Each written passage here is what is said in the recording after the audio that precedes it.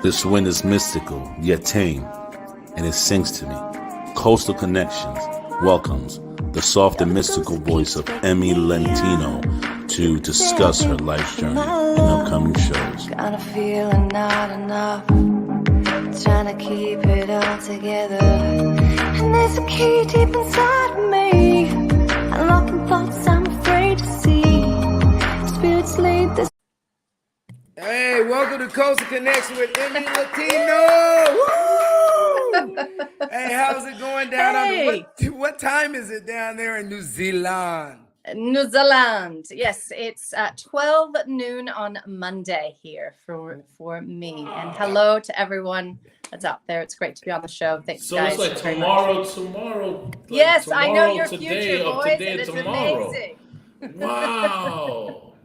Yeah, but it's a pleasure meeting you. I mean, it's cool. Nice to meet you as well.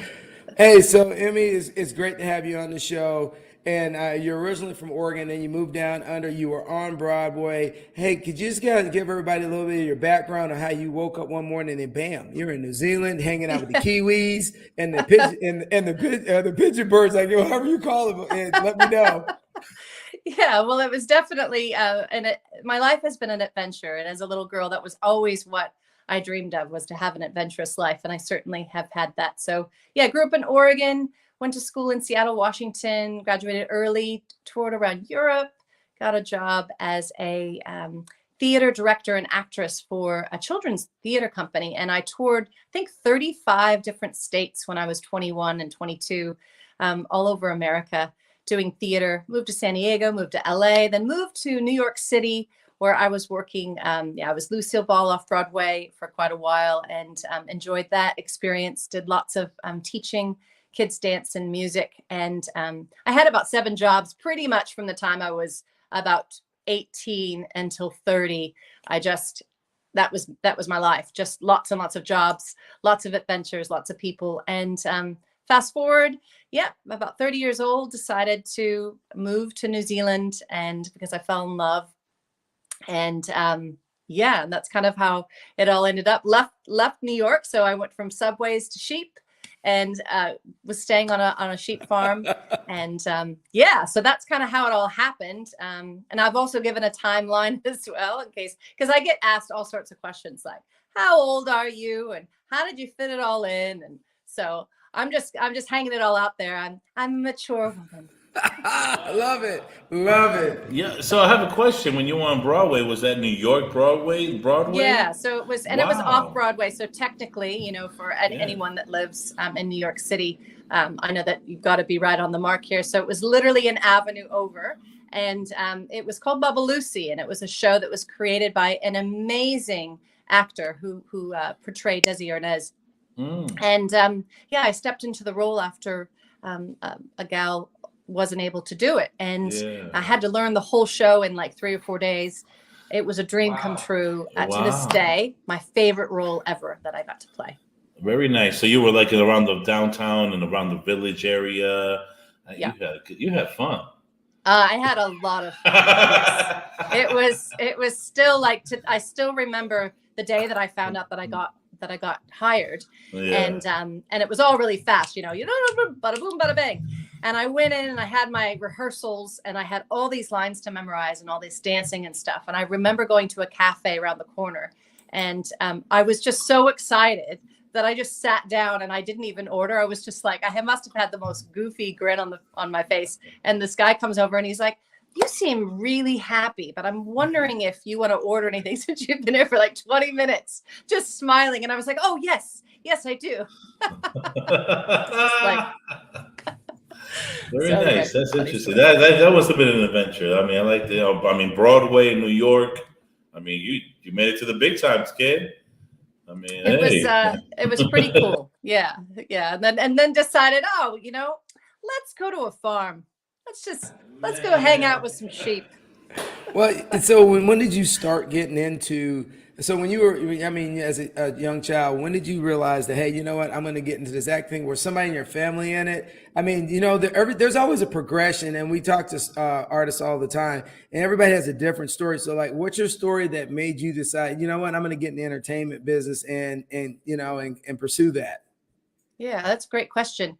I think growing up as a young girl, my parents always had music playing, and they loved music. And we were a big musical family. There was music from all the genres playing, and I really, really loved that about my parents. And they also brought me to theater. I remember I was 4 years old and I saw Annie. And we had to drive like 2 hours to go and see this show. And it was so amazing. And at the intermission, I stood on the chair, which you're not supposed to do, but I was 4. And hopefully I was too adorable to tell off. But I got it and I was like, this is what I meant to do, Mom. And she was like, get down, sit down. And then we went home and she's like, Daryl, I think our daughter needs to get into the theater. So that's kind of how it started. I mean, I told my mom and dad that this is what I wanted to do.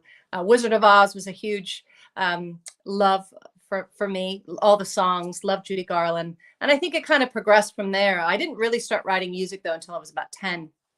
My cousin was involved in a horrible car accident and passed away. And it really shook me up as a 10-year-old. I mean, it really freaked me out to realize that life wasn't a fairy tale and that people don't live forever.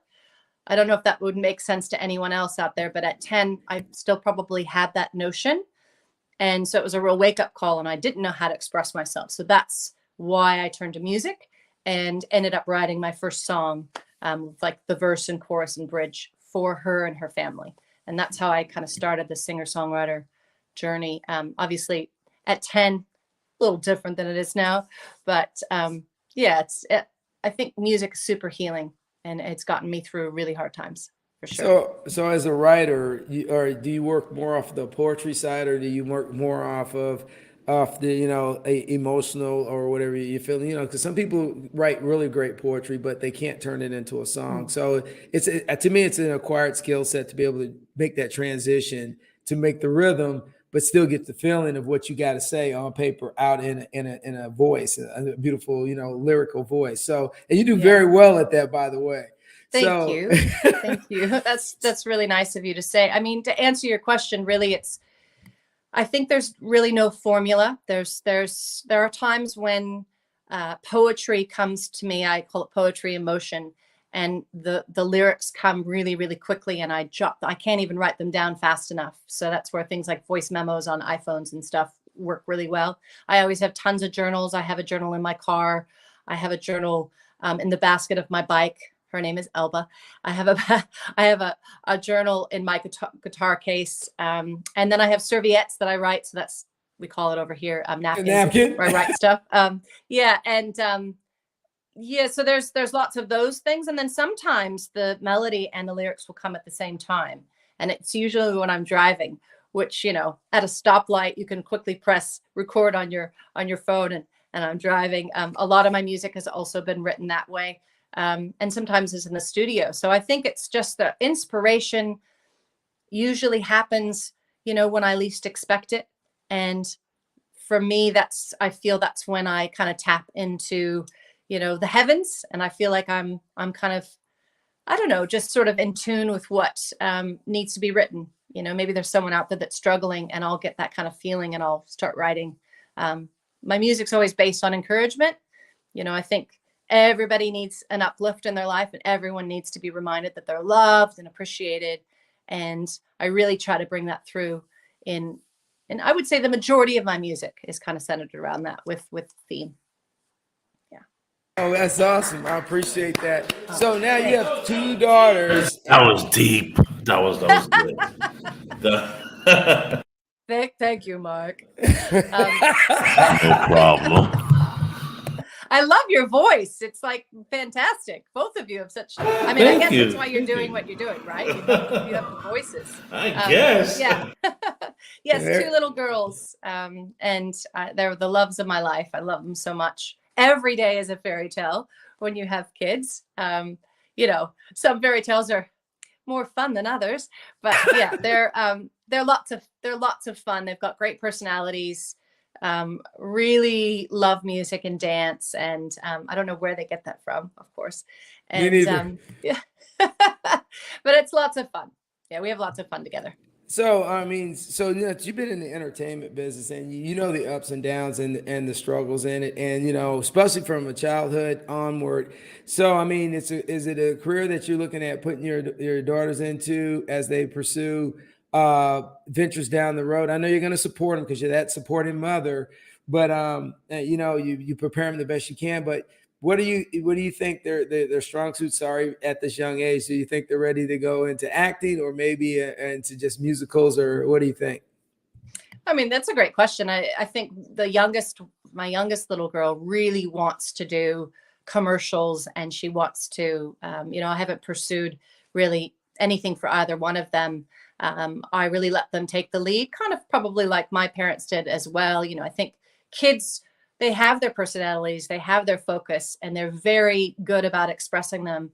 And it's our job to listen, and then to also guide them and help kind of lead the way and give them some wisdom, especially about things that are, difficult. Like the entertainment business is gorgeous, but it has the other side of things as well. So I think to answer your question, probably there's the acting and the dancing and the music that they both love. And I think theater is a great way to start. That's how I got my start as well. And I think there's something really beautiful about the theater community. And it's a great way to work together with other kids, and you learn things, you gain confidence, public speaking.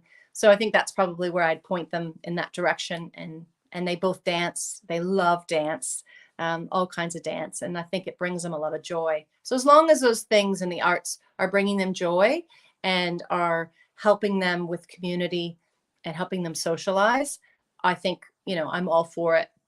And we'll just see as, it's a different world now than it was when I was little. Absolutely. And I'm aware of that. And so I think there is, I'm more mindful now of, exposure to things and keeping them, making sure that they know that I love and support them. It's always a safe place. They can always come to me and talk to me about things and, kind of work through. We're on the same team, I guess is what I'm saying. With lots of words in between. I know, no, I definitely know the feeling. So since you're in New Zealand right now, New Zealand over the last like 10 years has been like this hopping place for a movie industry. It's been just growing as far as just because of the aesthetics of the place. So how is that helping you as you pursue, other avenues other than just singing? Yeah, that's a great question. I think, if we were talking 2.5 years ago, there was a huge amount of things being filmed here. And, as someone that has dual citizenship here in New Zealand and America, and obviously have an American accent, great opportunities. I think as we've all seen with COVID and things are changing constantly. We've had a lot of restrictions. Our borders have been closed for 2 years now, and only those that have applied for, film crews and stuff could get in. So I think we're seeing it's been minimized to some degree, some of the opportunities. But in saying that, I think it's like anything. There's kind of the highs and the lows of opportunities, and I certainly think that into the future, things will continue to move forward and in our industry. I think things are starting to open up more, and people are excited about the future and they want to tell stories. I mean, I think that's the one thing we all did in lockdown, right? We were using our imaginations and we were creating content, and people were getting into expressing themselves in whatever avenue. Business people that have never done any of the arts, I've met them and they're like, oh my goodness, I got into pottery, or I'm a poet now. And I think it's really cool. I think that's a silver lining with how things have kind of progressed in the last couple of years. Is I think people are a lot more hungry for the arts, and they're wanting to be a part of that self-expression. So that's really cool. I don't know if that answers your question. No, it did. Yeah. It did, because COVID kind of forced people to reevaluate their lives. I mean, really reevaluate their perspective on a lot of things. And I know you hit some key points. The soul searching piece, as we evolve, because I'm in my 50s, and definitely the evolution of when we have to look at when we evolve. So we've looked at your feeds and a lot of stuff you've done. And so can you kind of give me a little bit of the journey on your evolution from where you started to like where you're at now, and then some of the projects you're probably going to be working on? Sure. Well, as I said earlier, started writing music when I was 10, and I knew from an early age that music was a way to express, but also to find healing within myself, but also to extend that to other people. And theater was always a big part of, playing parts and imagination. And I think that's why I'm so drawn to doing music videos and telling the story and having actors and working with people. And I think that from there, it was just realizing that I could make a living as a songwriter, perhaps not necessarily as the vocalist, but someone that could write music and could license those songs to TV and film and commercials. So I started doing that in my 20s in LA, got signed to a kind of a boutique called the Producers Lab, but kind of a boutique licensing firm, and did that. And, and then when I moved to New York, I was lucky enough to do some amazing songs and fun stuff with DJs and producers. And some of those songs got picked up by like Victoria's Secret commercials and stuff. So I think the progression went from, learning to write music and theater and acting and going on tour to seeing that, that the songs are so powerful and they are the story, stories that people love to connect with. And then the great news is that, if that didn't all turn out, I could still sing. For anyone that wanted me to, doing charity events and helping bring light and love to as many kids as possible here in New Zealand, which is a big part of what I do even now. Started a little theater company in the small town that I was living in, and sang for hospice. It was all about music. It was all about let's focus on the things that we can do that are going to be beneficial, rather than the stuff that we can't change. And so my message now is even more of that. 6 years ago, Tony passed, and it was devastating for my whole family and the girls. And I think from there, we've seen that the memories of the people that we love live on in the things that we do to pursue the dreams that we have. And as long as we're moving forward, and as long as we're, respecting people and being kind and being true to who we are, I feel that life can only keep getting better. And my focus now is to be as creative as possible, to have no fear, and to continue having an adventurous life, because it is my passion. I'm bringing that knowledge, everyone. That's that exclusive. Oh yeah, so you're spot on all with everything you're saying, and because you're like all of us, we've had moments and tragedies in our life, and we learn from them, and you just grow. So all right, so I'm gonna put you on the spot because I'm gonna play this one video because it's my favorite song, and then you got to just tell me something about it, because I'm sorry, I live here in Tampa, and this is just all about Tampa to me. So hey, Mike, can you pull it up real quick, see if we can make it work? You want me to pull it up? I'll pull it up. Pull it up, man. And what's it doesn't, no sound. No sound? No sound. Damn. All right, so I tell him every time, he doesn't believe me. Hey, show business. Hey, so Emme, tell me, Oceanside, what was it? It's a beautiful song, and it has everything. It shows family. It shows like everybody hanging out. I mean, I live in Tampa, and it's just like you could say I've been my love, kind of feeling not enough, trying to keep it all together. And there's a key deep inside of me, unlocking thoughts I'm afraid to see. Spirits lead this mystery.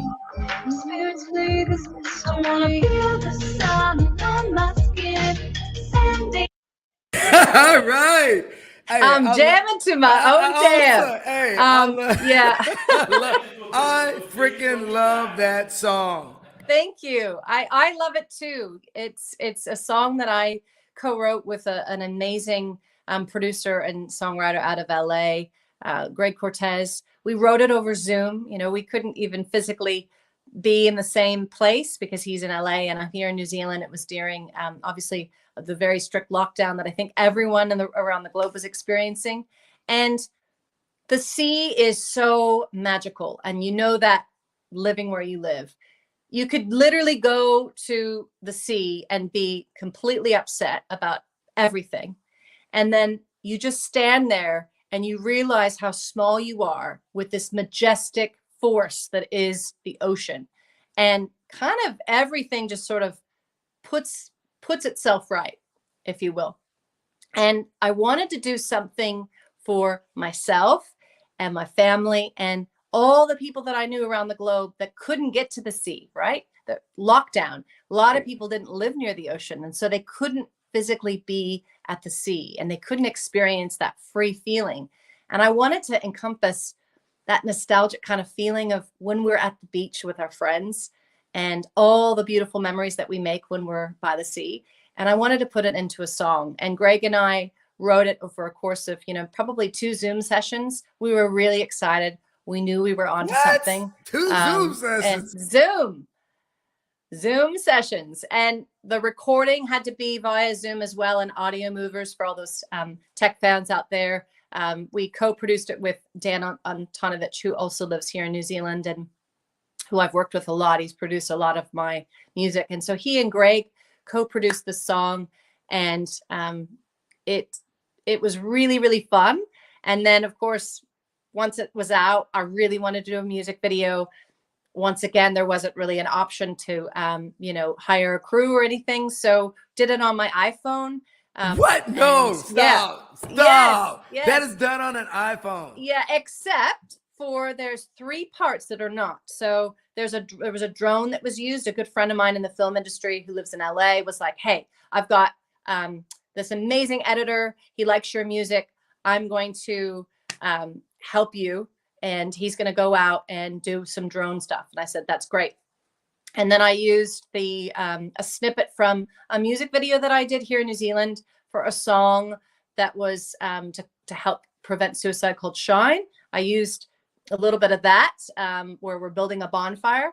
But the rest of it is, my family, it's the girls' friends, and they were really excited to be in it. They told all their friends, I'm in a music video. And it was really fun. And I have to thank Prashant Shah, who is a dear friend and mentor and business partner of mine, who lives in Las Vegas, is an amazing film producer and really made he got together with Mahesh and said, hey, look after my friend, edit this for her. And without it, I'm not an editor. I can shoot things and I can have an opinion about how things go, but to actually put it together in a way that's really beautiful is not my skill set. So I just want to thank all the editors out there, because it really is an amazing talent to be able to take creations and really put it together in a beautiful kind of Picasso. I will never be taking your job. That's for sure. No. Oh, but the thing I like is you just gave, hey, for those people with iPhones, you just got to plug because you can do your cinematography with your iPhone, and you can do your music video. There you go. Music video. You heard it right here. Any smartphone, really. That's right. And I think we all have had to diversify our talents and our skills, right? Because nothing that we would normally do was happening. We had to kind of go, oh, wow, I still have to do this work, and I have to do it differently. So. All right. So you told me before we got on, when you got on earlier, while we were just, jaw jacking as I always do. You got some stuff coming up and you're doing voiceovers and you're doing some different projects. So how did you get into voiceover? Because like Mike's got the deep voice and everything. He's got a great voice. He got a great voice. I did voiceover work when I was living in LA and New York. And a lot of it was, it wasn't through an agency. It was kind of like, you know, I happened to be in the same studio and they were doing this water park ad, and they said, "Oh, can you sing on this?" And a lot of like freebie stuff, which now looking back, I was like, oh, maybe I should have been a little bit better on the business side. And then kind of fast forward, now I'm into radio. I work for Heart of Indie Radio. I do their shows 2 nights a week, and I should say, 2 nights a week, Saturday and Sunday. Oh, And whoa, before you go into first, I didn't mean to cut you off, but I wanted to ask you that before you get too far. All right, you're in the heart of India. I see them on Twitter, and I've seen the like links for them on Facebook. What are they a country station? What kind of station are they? Yeah, no, that's a great question. No, it's independent, so they're all about the indie artists and giving independent artists around the globe an opportunity to be on the radio, and it's completely free. Everybody's a volunteer. It started with Hands of Grace Ray of Light, so it's suicide prevention and music education, and helping parents and teachers basically create environments around the globe that will really help promote kindness and help people. They have got like a crisis hotline that's attached to the organization, and then they were like, "Hey, everyone loves music, and music is healing. Why don't we start our own station?" So they started about 5 years ago and became a fully licensed station. And they help independent artists, you know, with their careers, free advice. And 3 Oh, and a half I years need a ago, link. I need a link. We gotta need a link on that so one. it's heartofindieradio.com.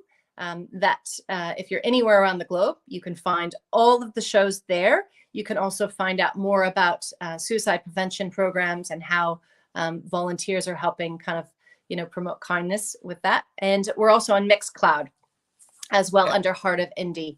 And we've got a show on Friday night, which is the Memphis show with Avery Raquel and Eddie Davis, and the Nashville show, which is Nashville music, with Emme Lentino and Eddie, and then our European show, which is like great DJs from around the globe, really cool dance music, and that's on Sunday nights. Yeah, that's what's up.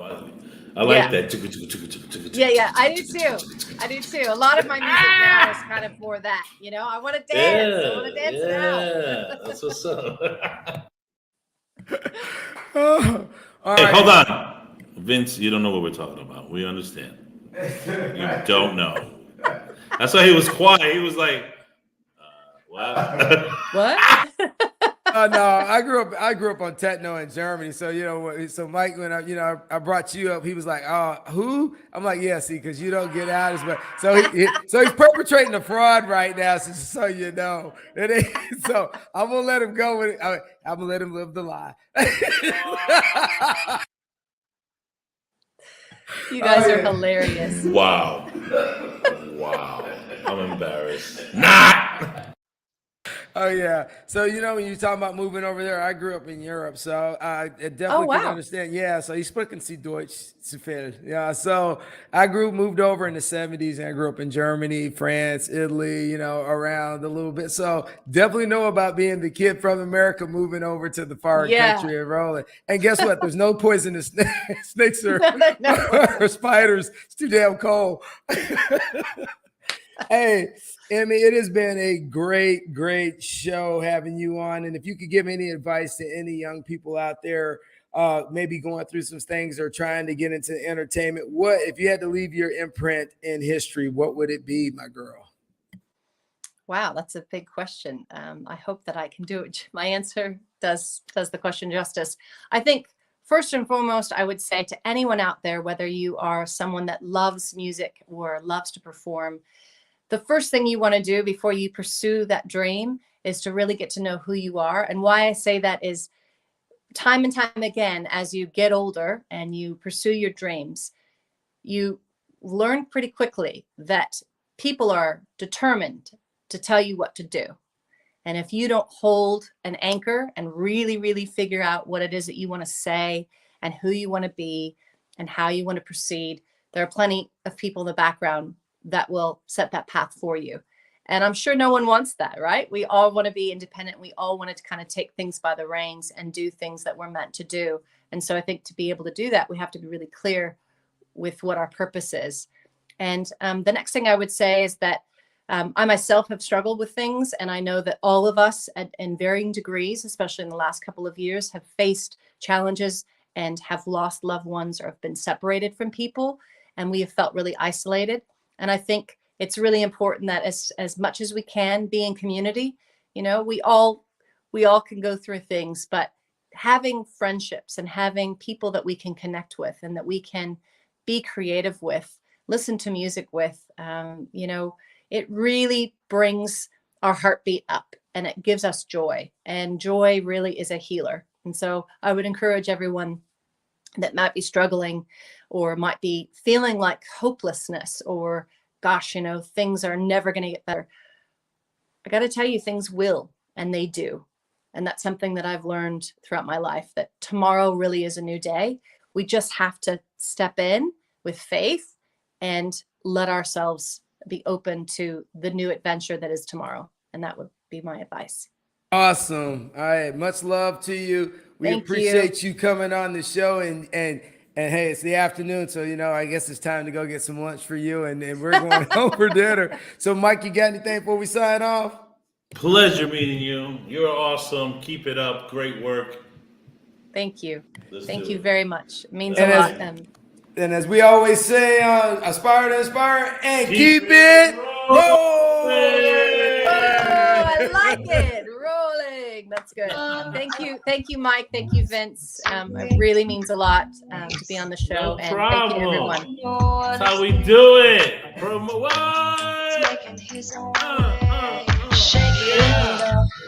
Do your thing. Speak your mind. Just be free.